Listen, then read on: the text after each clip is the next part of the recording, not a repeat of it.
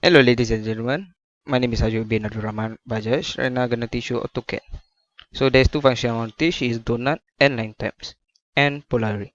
So what is donuts? Donut is a circle with a void spacing.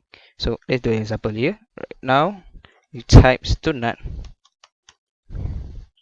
click the donut. Alright. Then you're gonna click on the starting point of the void and the end point of the void. Then what you're gonna do is starting point of the circle, the outer circle of the donut. Then you have it. It's a donut. Alright. So let's do another example. So type donut. So let's say you want a full donut. You don't want any void. So what you're gonna do is click on the middle of the guided circle two times. That way it is 0 dash 0. Click on the outer circle and get a full circle donut. Alright, with no void spacing. Alright. So let's moving on to line types. So what is line types? Line type is the line of types which you want. So what you're gonna do is you go to format, you go to line types, and then you look whatever line you want. Go to the default line type. How is Arcade Diso. So you click open. There's a lot of line types which you can pick from here. You can draw your one also. You can draw your personal line types, but you're gonna find it yourself. Right now, go to click whatever. You click OK. If you already have it, then it will prompt that. So what we're gonna do, it will save to a clipboard of your line types. Click OK. Then let's say you draw a line already. You click, you write properties, go to line types. Then you click on the line types you want. So let's go with the center line.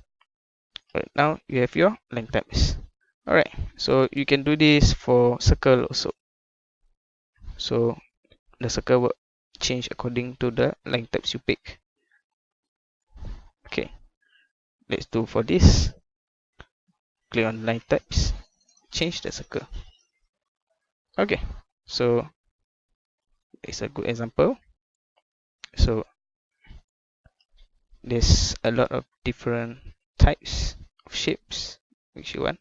Alright, so let's move it on to polary. So polary is where you want to align a shape, duplicate the shape to a circle. So let's move this to the guided circle. Alright, right now I want you to type array. Click enter, click the object which is the polygon, click enter, click polar, and then you click on the base point which is the center of the circle. Okay, it will duplicate the items.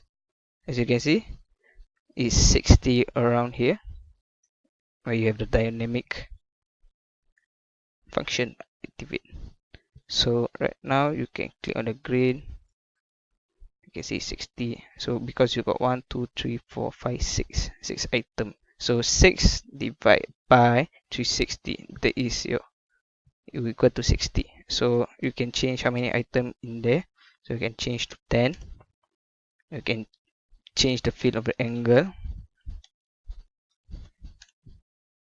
so it will still have 10 shapes.